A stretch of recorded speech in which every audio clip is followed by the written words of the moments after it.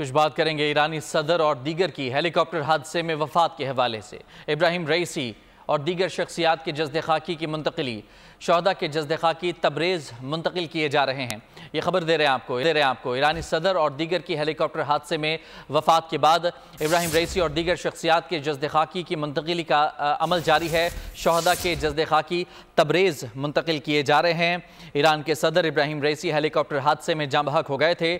आलमी मीडिया ने तस्दीक की थी और अब ईरानी सदर और उनके साथ दीगर शहीद होने वालों के जज़्द खाकी तबरेज़ मुंतकिल किए जा रहे हैं।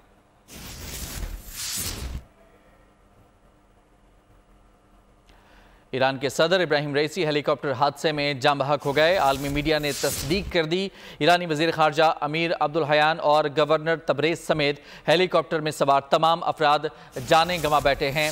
तमाम जाँ बहक होने वालों की जज़्द खाकी को मुंतकिल किया जा रहा है, तबरेज़ मुंतकिल किए जा रहे हैं। जज़्द खाकी हेलीकॉप्टर हादसे का मलबा तबरेज़ से 100 किलोमीटर दूर पहाड़ी चोटी के करीब से मिला था।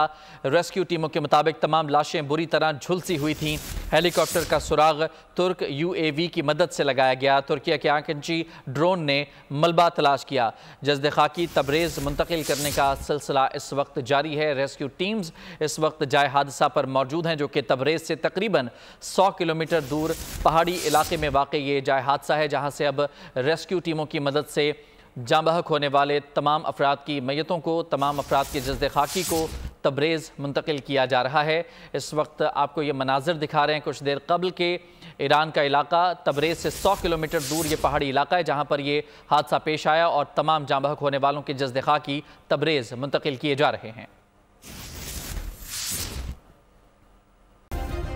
सब्सक्राइब करें और बेल दबाएं ताकि कोई खबर रह न जाए।